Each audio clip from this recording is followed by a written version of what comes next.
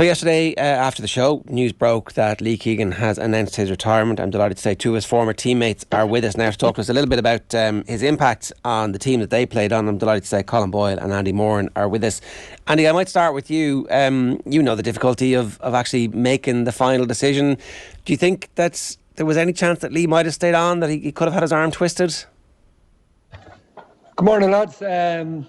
It's a funny one. I stayed on after the Kerry game last year in Croker, and I was quite high up in the stand, and I just watched, making his peace with Croke Park, and I thought that day was all over, and the rumours came out there the last couple of weeks with when O'Sheen left, that Lee was going to follow suit, but then all of a sudden it calmed down, and we thought maybe there's another year here, but it's unfortunately for us, Mayo people, Donegal people, Dublin people, Clare people had it over the last couple of weeks with Tuberty, Cooper and Murphy.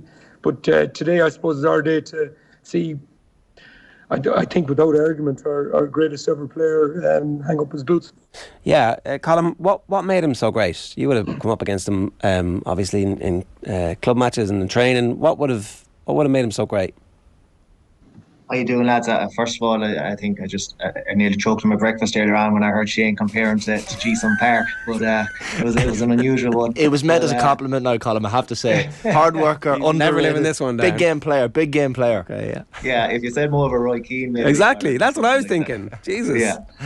But what made Lee so great? Look at it, numerous different things. Look at his ability to mark people. His athleticism. He's pure dynamic power that he developed over the years. I suppose if you look at Lee from videos that's gone up on YouTube there from 2012, like he had a very good year, his first year starting on the panel. And then you look at videos of 2013, 14, what the specimen of a man that he developed into, and his sheer and pace, and obviously his football ability was always there with that. You throw that all into the mix, and it just became a serious combination, and just he developed on. But it was his mindset as much as anything, and Andy will tell you that all came from the training pitch with them. And I know James Owen was on with Joe last night, and he was on going into the dead zone in training. And that's exactly what he did. He just pushed himself to the limit absolutely every single time he went out on the pitch, and I think the training pitch, and I think that gave him the confidence then to do what he did on match day, to just go out and just let loose and let rip, and that's generally what he did. Andy, sometimes when a young fella's coming through to an inter-county panel, there's rumours and whispers about them because they've done X, Y and Z at club level or underage county level. When Lee was coming through in 2011, were there whispers, or was it the case of just one of these players who breaks through and as soon as he gets onto the senior county panel then does his business?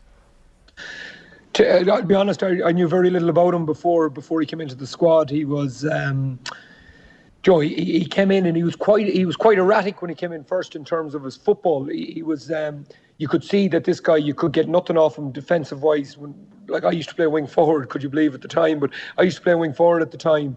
And you used to mark Leroy, and you spent half the time back the pitch. But he used to miss quite often. The finishing wasn't there. But as Colm said, as the years went on, 12, 13, 14, he really went to work with Ed Coughlin was our skill acquisition coach at the time. He was an S&C coach, but he did a lot of work with Lee on his technique. And wow, when that took off, then it just became this different animal of a player. And like Colm says about the training field, in 2011, myself, I suppose David Clark, Alan Dillon, we were 27, 28 years of age. Our career was, Dillon had a better career than myself and David Clark. It was quite mediocrity, really, to be honest. And then all of a sudden, Aidan came in 9, Aidan and Donald Vaughan came in 9, and then Lee and Killian came in 11, and Colm came back in 12. And wow, our whole careers lifted with these guys. So people would say, geez, it's a love in with Lee and all the guys that are retiring now. But without them guys, the likes of myself, Alan Dillon, David Clark, would never have had the careers that we ended up having for Mayo without these guys. And Lee really lifted the standards around the place. It wasn't just the training field for me. It was when we got to Croke Park, he literally just took off. Like like, I don't remember Lee Keegan as being that great of a league footballer or even a Connacht footballer. What I remember from him is when we got to Croke Park, and I think his stats kind of emphasise that 748 in championship is insane. Like, I think he only scored about 123 in the league. You know, he just loved Croke Park, marking the best player and saying, Joe, and it never fazed him. Like, Colm is there. Colm, you couldn't see him with the walls. He was that white before the games, the week leading up to the games. I wasn't much better. Higgins was half asleep. And Lee used to just walk into the room. Colm will tell you this before whatever hotel we were in. Lee walk into the room, hair be gelled, smile on his face, headphones in, ready to rock and roll. And he just had this mindset, lads. It's hard to explain. And we'll talk about the games. And 2 games really stand out for me. Of course, everyone will remember the Dublin games.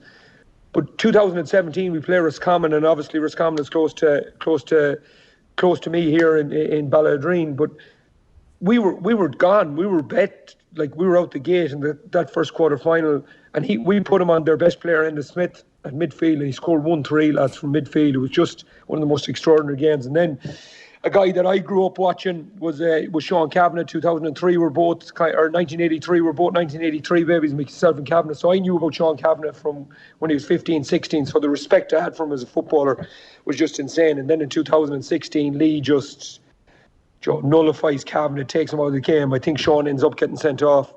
And when we needed it, he just kicks a point off his left from under the Hogan, and then he goes over to the Cusick stand and kicks a point off his right and wins us the game. And it was just in them big moments, his mindset was just incredible all the time, right through, you know? Yeah, it is insane that he can do both the defending and the attacking. That's the bit that marks him out as somebody who's really special, and why everybody's saying he's the best Mayo footballer of all time. It's like he wasn't just a spoiler, he was also a really gifted attacker. Like, just in that, like, Kieran Shannon, a friend of myself and Colm's, Kieran Shannon wrote an incredible article about Pawdy in the 70s, 80s. He was the attacking wing back, you know, and then all of a sudden you had the Paul Kearns, Johnny McGurk's, Noel Kennelly's from Mayo that could attack from wing back and score a point. Then you had Tomas, who took it to a new level, and then you had Keegan, who just blew every kind of stat out of the window. And that's why Mayo people love him. And like, there's no comparing him. We don't compare him to James McCarthy. We can see that James McCarthy is this unbelievably special player. We're just talking about Lee Keegan from Mayo and what he did. In 2016, he becomes the first ever Mayo footballer of the year. He's the first ever Mayo fella to win more than 2 All-Stars. Now he's the first ever to win 5. Joe, he was the bar setter. He was the guy that went and just kind of said, lads, we can kind of do this. We can perform at the highest level. And like, his return in them big games was just incredible. I hope I don't make you choke in your cornflakes anymore, Colm. But I mean, where does he rank in terms of, like, I guess the point was he follows orders that a manager gives him so succinctly, and yet he almost exceeds those expectations. Like Andy said, to man mark Andy Smith in a match at midfield and still score 1-3. Like, I'm sure in the team talk beforehand, there's no discussion whatsoever of Lee, banging in 1-3 that day, but he's able to exceed everything that's asked of him. Yeah, well, I suppose, Shane, it had almost gone to the stage where it was almost a given. If we knew Lee was on a man, we were saying, well, that's him taking out the game. There's no issue. There's going to be no issue with that player today, because he was given the job of marking him. And it's because we'd seen it so often through the years. And I think when I was thinking back yesterday, I was thinking, when was the first time I remember Lee doing a proper man marking job? What was the first task that was given? I think it was 2013 semi-final against Matty Donnelly. We were playing Tyrone, and Matty was an up-and-coming player really for Tyrone. He was going really well, scoring consistently from wing forward. And he was like, and Lee just does an absolute number of them from wing back, completely takes him out of the game and kicks 2 outrageous points himself in the meantime. And what you were just saying there about him attacking, American guys, but attacking, that's what he did. That's what he used as his weapon to almost nullify them and take them out of the game. And if you watch Lee a lot of the time, when he's sprinting back into position after kicking a score, he's literally sprinting back harder than he was when he was going forward. And let me tell you, that is extremely hard to do. But it was almost like he was showing his man, I'm going to be going up and down here all day, and you're going to be chasing me. And he just really demoralised his opponents by doing that, because he was so relentless. And he'd almost be coming back with his smile on his face after kicking a score, after sprinting up 80, 90 yards, and back he goes again. And that was just the character he was. But I think over time his game definitely changed. So he did that probably from whatever 12 to maybe 19 or something like that. And when the injury started to come in 18 and 19, and then definitely in his last 2 years, I think his game changed a lot more. He was a lot more conservative with his runs, I would say. He wasn't probably going as frequently, but his timing with them, it was almost he was going when he felt like his team needed him most. Okay, and even a lot of the YouTube clips that's gone up there of the last 2 years from him, if you look at the scoreboard in the left corner, Mayo are always a couple of points down, and it's like Lee senses, right, my team need me. Up he goes, kicks an outrageous score, and back again. And like that sounds like an easy thing to do, but it's so hard in tough pressurized moments, and that's what he was just able to do so consistently. It's funny, we've been talking about Gareth Bale with John Hartson, and I do wonder, Andy, if one of the reasons why Lee Keegan is retiring is that he feels like he still can't be that completely dominant physical character in the game, even though the rest of us are looking at it going, Jesus, you're still incredibly effective. There's definitely a role there for you. Every county in Ireland would love to have you back at whatever physical or however diminished physically he feels he is. I'm sure the management team are like, no, you just go when you want to, it's fine, manage yourself. Yeah, we've got a very good young player coming up from our club, Dave McBride, who you'd love to get a year under him, just watching Lee playing in beside him and stuff like that, but it's not going to happen. But I think if it was the last year of a cycle, so if it was James Hornside, I thought this was Michael Murphy at the time. I was thinking if Declan Bonner stayed on, I'm sure Michael Murphy would have stayed on for one more year. And if James Horn stayed on, Lee probably would have as well, because it's one more year kind of thing. Now we are moving into another 3-4 year cycle. So it's different. Lee has a beautiful wife, Aoife, at home, two beautiful kids, and it's just a bit different. I know we can see, and listen, Lee's mindset is so strong, lads. It genuinely is. I'd say if he went back, he'd just go, yeah, listen, I just need to get my body right here. I can do a job as well. But I'd say it's just, okay, if I commit here, what am I actually committing to? Am I committing to 1 year, or am I committing to 3? Because once you're in it, it's hard then to get out of it. So I think he probably just felt this was the right time for him, Aoife, and his kids just to move away. And that second child, it makes it very, very difficult to commit to time.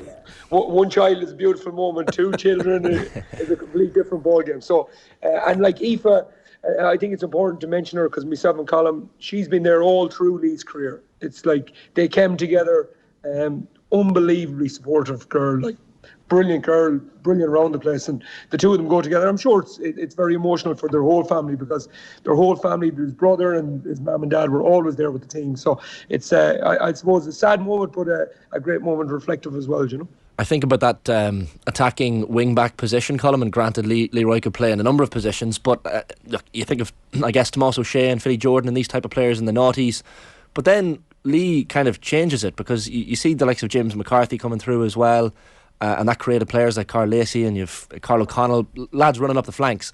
In a similar way to which Stephen Cluxton changed the goalkeeping position, is it fair to say Leroy in many ways changed that wing half-back position?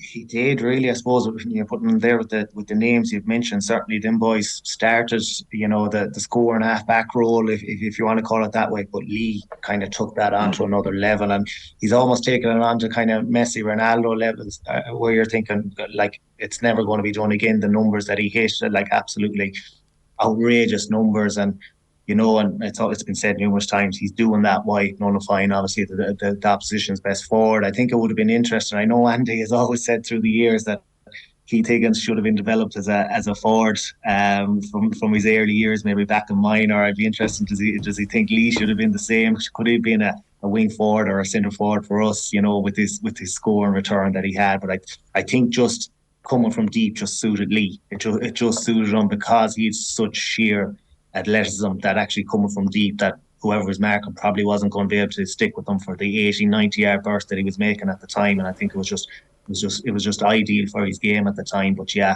I think his score and return for a back. Look, Tom O'Sullivan is kind of doing something ridiculous at the minute for Kerry from that regards too. He's kicking 2 or 3 points a game sometimes. But Lee, over a period of 12 years, will we see the likes of that kind of score again from a number 5 or cornerback as he's been the last 2 years? Very, very unlikely. You talk. I think the only time he didn't really hit the scoring heights in Croker was against Kerry in 17 when we played them 2 games, and we played him as a centre forward, because remember we moved Aidan back as a full back that time. And I think he hated a Boiler, so I'm not going to say I'd have developed him into a forward, but he them names, lads, the Carl Lacey's, the Colm Boyles, the James McCarthy's, Jack McCaffrey, these guys, like, we've just been feasted with halfbacks of a calibre. I'm not sure, like, we've seen it in the 90s, but I think we've seen it now again with these guys. It's just been a golden era for halfbacks, and we were just very lucky probably to have 2 or 3 of them with Colm, Donald, Lee, and these guys. As Mayo, we were probably very lucky to have these guys, I guess you mentioned the club stuff as well, Andy. Like, the fact that Westport did achieve so much this year and get over the line finally in the Mayo Senior Club Championship, that must have been something that in some ways twisted Leroy's arm to say that, yeah, now's the time. I think he probably, if I'm being honest, I think he probably had the decision made. I think it was the likes of Donny, Buckley and Stephen Rochford coming back in probably stalled it a bit and made him think. But I do remember seeing him in Croker after Kerry, and I remember that feeling. The 2 kids on the pitch, he waited a long time. I think there's a famous picture of himself and Horan just embracing, and I was nearly like, this is done now. So it was it was a big moment, I think. But the Westport thing was great for Lee. It was great for Kevin Kane and the boys. But I think his decision was probably made before that, Shane. So, Colm, we're going to leave you with the comparison with Gareth Bale as opposed to Ji-sung Park and rescue everybody's breakfast today. That's about right, isn't it? Yeah, pace, power, athleticism. Yeah, that seems a bit more fitting. All right, yeah, certainly. Outrageous highlight reel of scoring ability. Yeah, correct. Yeah, that'd be a pretty good reel now if you match them 2 boys together in the one video. Hope Ji-sung's not watching today. He likes golf too, boy. He likes to golf as well. There you go. Maybe he'll have the time to get down to scratch. Lads, good stuff. Thanks a million for joining us. Great to chat to you both. Thanks a million. Thanks a million, guys. It's Colm Boyle and Andy Moran sharing their memories of the greatest Mayo footballer of all time.